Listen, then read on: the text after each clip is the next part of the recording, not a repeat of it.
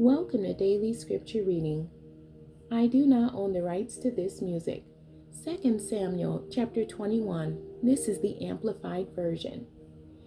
Gibeonite Revenge. There was famine in the days of David for 3 consecutive years, and David sought the face of the Lord, asking the reason. The Lord replied, "It is because of Saul and his bloody house, because he put the Gibeonites to death." So the king called the Gibeonites and spoke to them. Now the Gibeonites were not of the descendants of Israel, but of the remnant, survivors of the Amorites.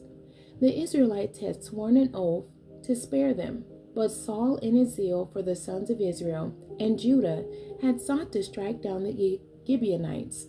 So David said to the Gibeonites, "What should I do for you?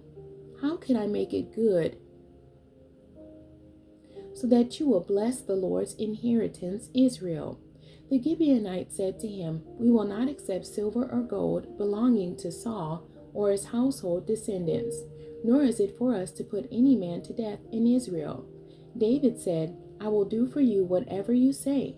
So they said to the king, "The man who consumed us and planned to exterminate us from remaining in any territory of Israel, let 7 men chosen from his sons' descendants be given to us, and we will hang them before the Lord, that is, put them on display, impaled with broken legs and arms, in Gibeah of Saul, the chosen one of the Lord."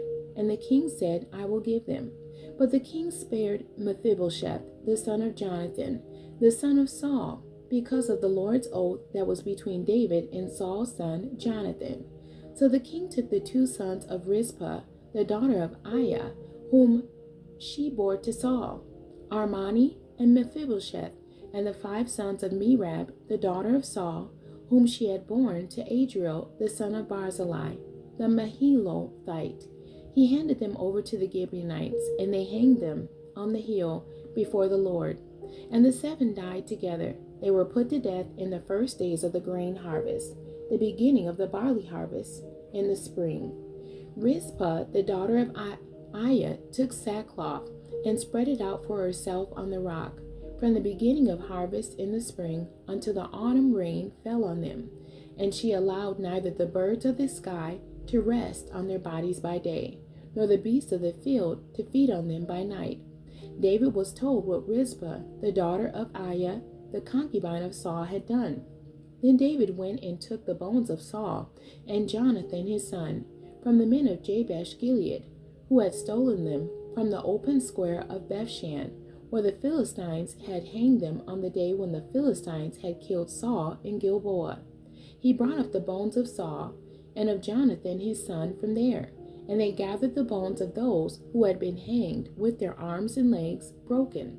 They buried the bones of Saul and Jonathan his son in the country of Benjamin in Zelah, in the tomb of Kish his father, and they did all that the king commanded.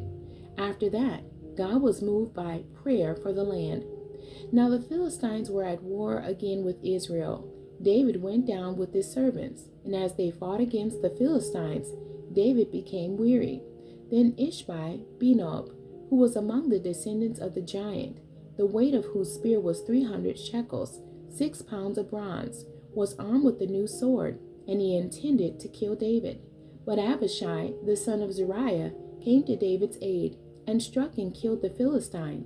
Then David's men swore to him, "You shall not go out again with us to battle, so that you do not extinguish the lamp of Israel." After this, there was war again with the Philistines at Gezer. At that time, Sibekah, the Hushathite, killed Zippai, who was among the descendants of the giant. There was war with the Philistines again at Gob. And Elhanan, the son of Jair, Oregim, a Bethlehemite, killed Goliath the Gittite, whose spear shaft was like a weaver's beam. There was war at Gath again, where there was a man of great stature, who had 6 fingers on each hand, and 6 toes on each foot, 24 in number. He also was a descendant of the giants. And when he taunted and defied Israel, Jonathan, the son of Shimei, David's brother, killed him. These 4 warriors were descended from the giant in Gath, and they fell by the hands of David and his servants. The end. God bless you, and thank you for joining me today.